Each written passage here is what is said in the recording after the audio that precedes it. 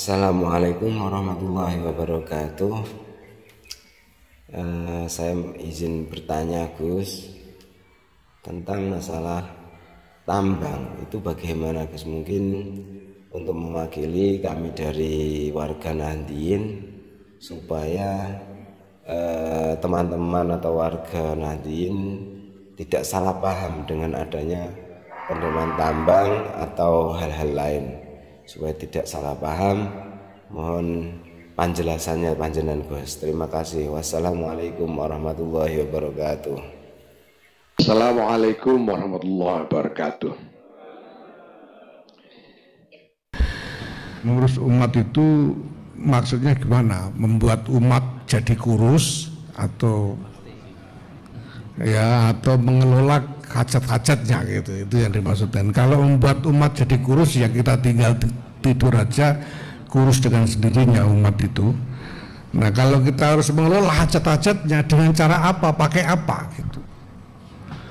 Hajat mana saja yang harus kita urus. Nah kita ketahui bahwa Nahdlatul Ulama itu adalah organisasi keagamaan dan kemasyarakatan, sehingga bukan hanya hajat-hajat agama saja yang dikelola, yang diurus, tapi juga hajat-hajat kemasyarakatan, termasuk ekonomi, pertanian, pendidikan, kesehatan, dan lain sebagainya.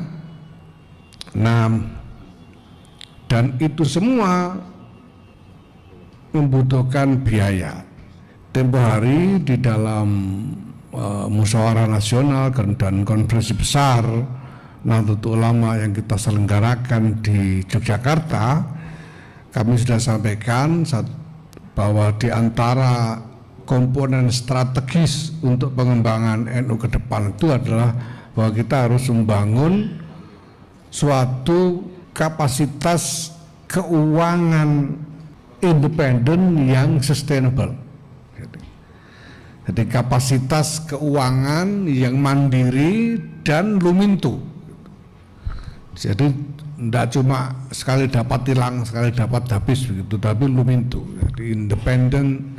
Jadi kita memerlukan satu independent and sustainable financial capacity itu ya. Nah, maka memang sejak awal, sejak periode saya ini, PBNU telah membentuk koperasi yang nanti anggotanya adalah warga, ya. Dan kemudian koperasi ini bersama-sama dengan perkumpulan NU, ya, join antara koperasi dengan perkumpulan NU sebagai perkumpulan nih, badan hukum perkumpulan, membuat join untuk mendirikan perusahaan. Nah perusahaan ini di berbagai bidang, ya. Ada dalam bidang retail, ada bidang perdagangan dan lain sebagainya. Nah perusahaan-perusahaan ini nanti diharapkan menghasilkan revenue untuk pembiayaan organisasi untuk mengurus umat itu, ya, untuk mengurus umat. Nah bidangnya bisa macam-macam. Nah saya tahu ini dikaitkan dengan tambang, tadi sudah dijelaskan, ya. Masalahnya itu bahwa ini pemerintah punya kebijakan afirmasi kepada ormas-ormas keagamaan, ya. Mungkin sebetulnya mungkin ini khusnuzon kami, yang paling dipikirkan mungkin memang NU, mungkin loh ini, karena NU punya umat begitu besar. Ya, survei-survei mengatakan lebih dari separuh penduduk Indonesia ini mengaku NU.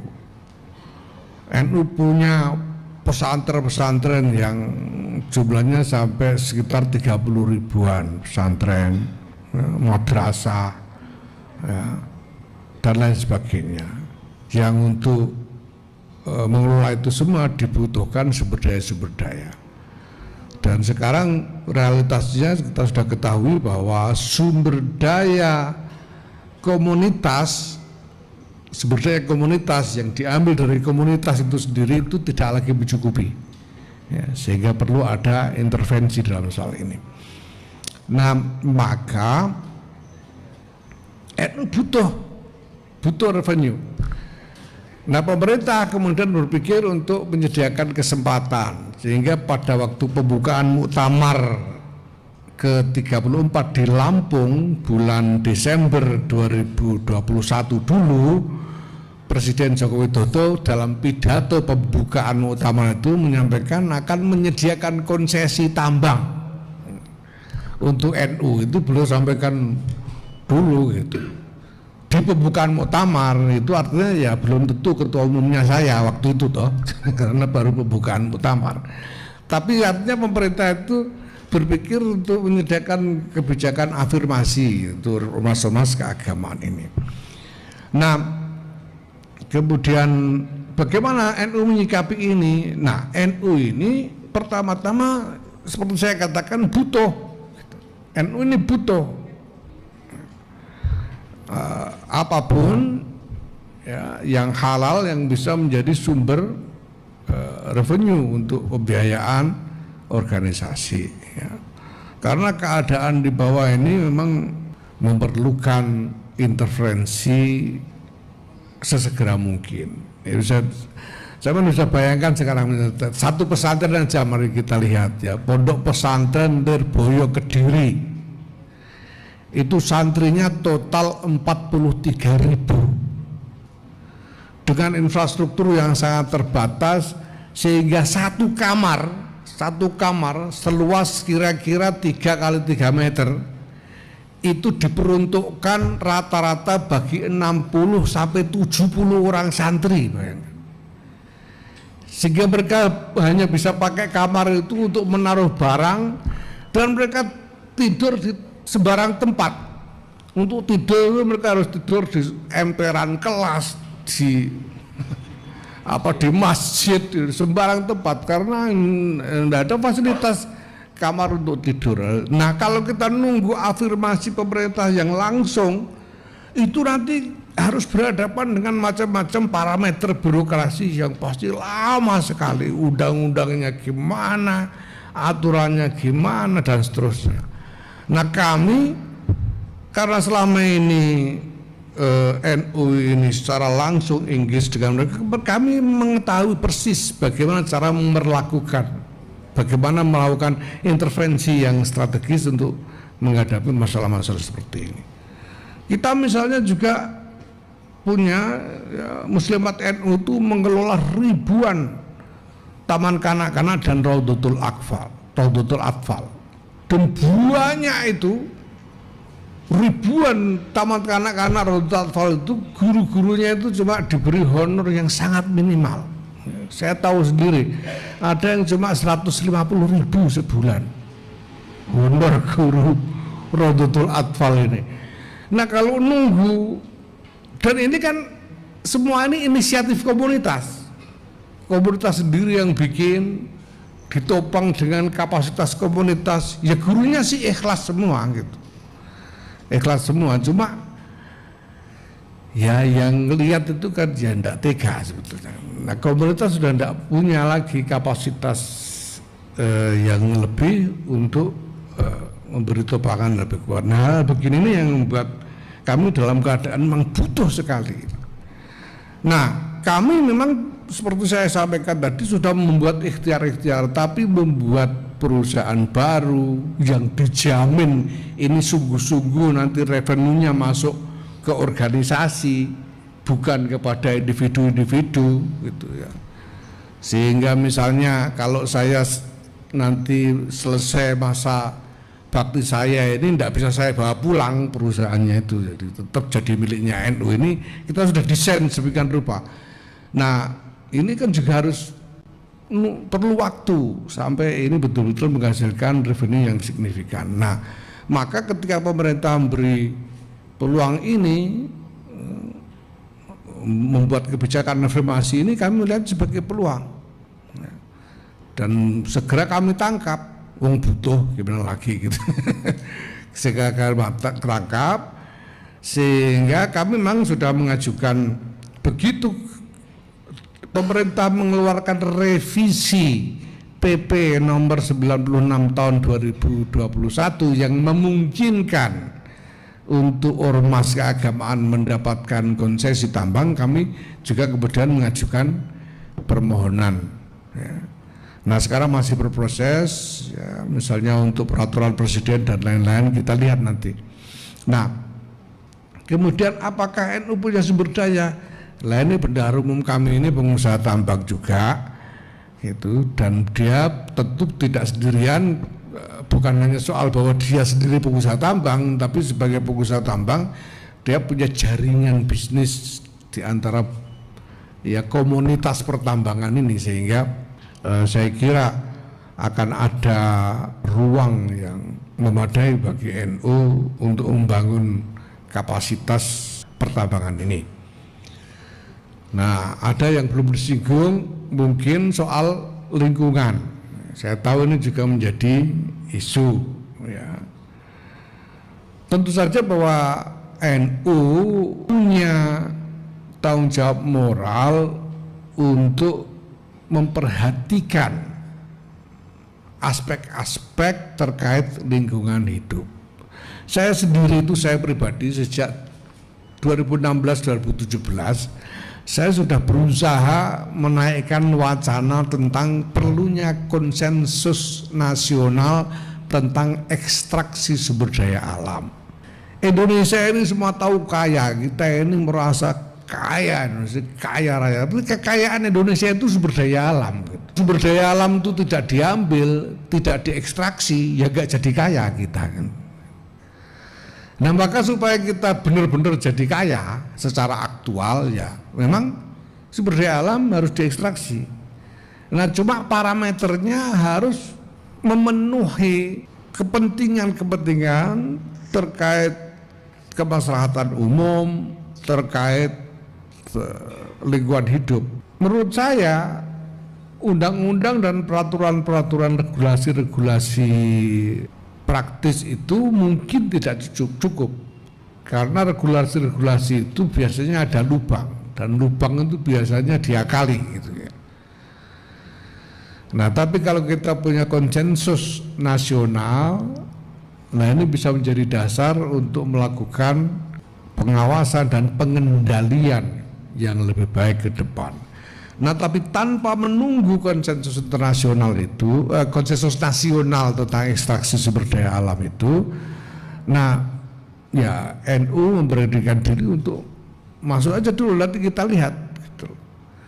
Apapun juga NU punya, NU ini berangkat ya, di samping karena adanya kebutuhan tadi, tapi juga dengan kesadaran akan tanggung jawab moral terkait lingkungan hidup dan kemaslahatan masyarakat secara umum ya. Nah ini semuanya kita perhatikan sejak awal, maka termasuk bahwa concern jangan sampai ini kemudian jatuh kepada pribadi-pribadi. Insya Allah kami sudah siapkan desainnya. Jadi itu tadi termasuk bahwa desainnya itu kita bikin koperasi yang anggotanya adalah warga, dan kemudian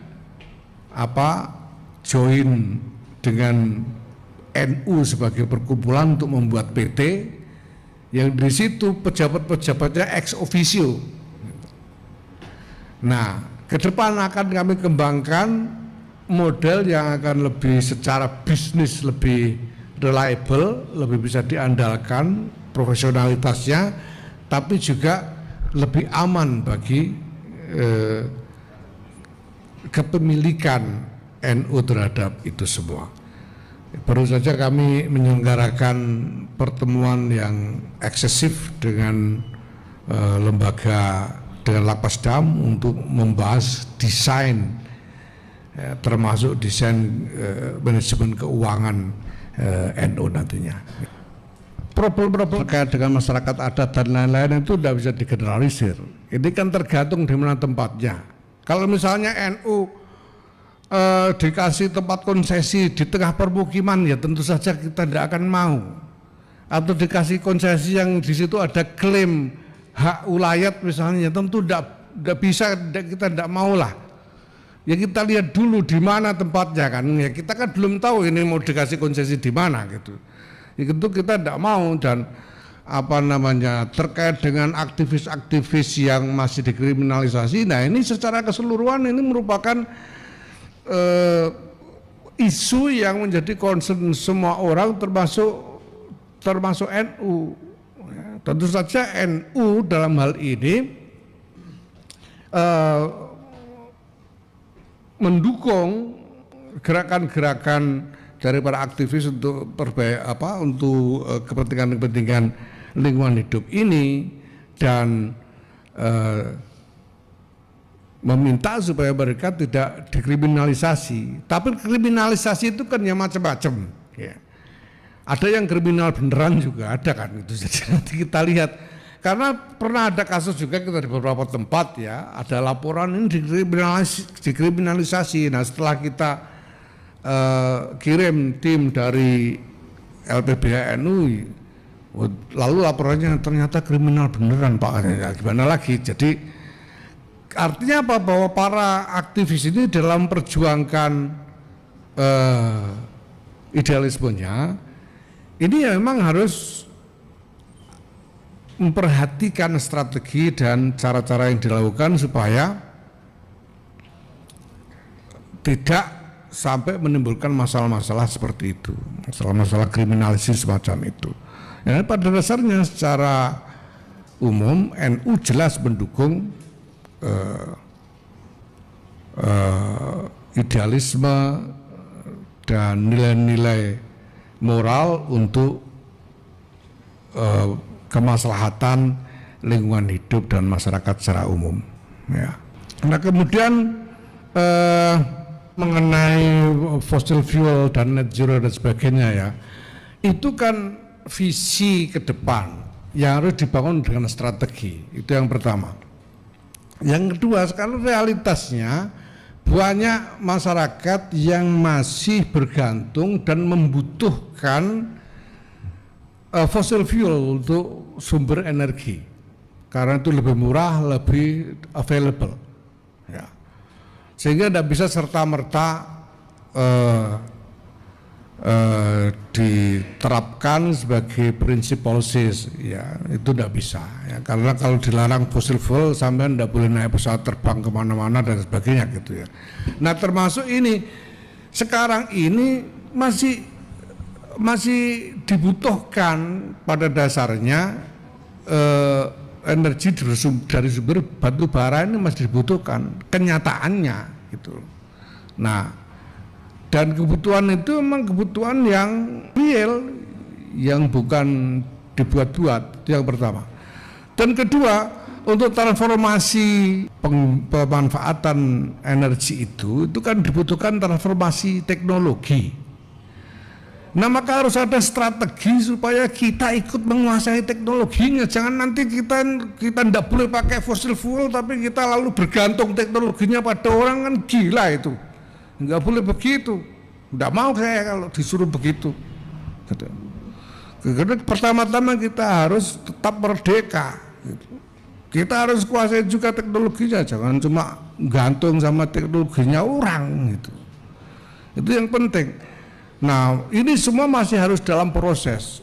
Nah soal PBB dan lain-lain ini kan sedang menaikkan wacana ya, supaya semua orang punya concern. Kita juga punya concern, jelas ya.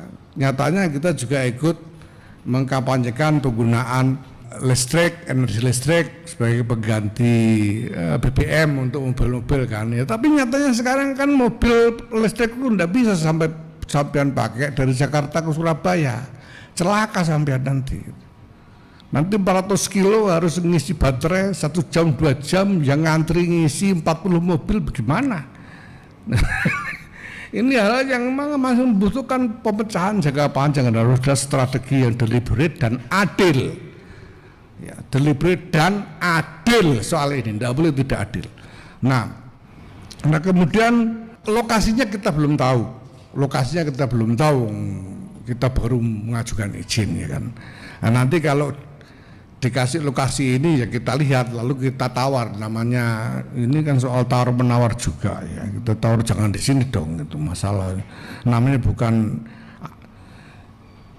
pemerintah sudah mengatakan bahwa ini prinsipnya afirmasi itu jangan kasih masalah sama kita lah gitu. Nah maka itu menjawab juga soal bahwa selama ini dikuasai segelintir orang ya kan, sudah bagus pemerintah ini, karena kalau nunggu NU punya duit sendiri yang cukup untuk bersaing dengan segelintir orang itu kan kelamaan gitu. Nah maka pemerintah memberi afirmasi, ini kan berarti ada kemauan pemerintah untuk memicu praktek yang lebih adil dalam soal ini. Kemudian soal sumber daya manusia yang kita punya, ya kita sudah bikin PT-nya, kita sudah punya PT. Dan penanggung jawab utamanya bendahara umum yang juga adalah pengusaha tambang. Dia mungkin termasuk segelintir orang tadi itu, mungkin ya. Tapi bagian disor.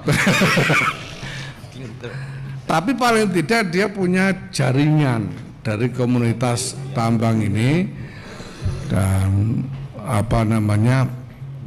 sebetulnya di lingkungan NU itu sendiri udah banyak sumber daya manusia yang unggul yang bisa kita panggil untuk ikut bekerja. Ya ini kan soal proses kan, ini kan bukan kayak kita dikasih nasi bungkus yang bisa dibuka langsung dimakan kan, janda, ini butuh proses lama. Dan NU saya kira saya sangat optimis karena kita juga sudah beberapa tahun ini, 2 tahun terakhir lah kita melakukan identifikasi sumber daya manusia.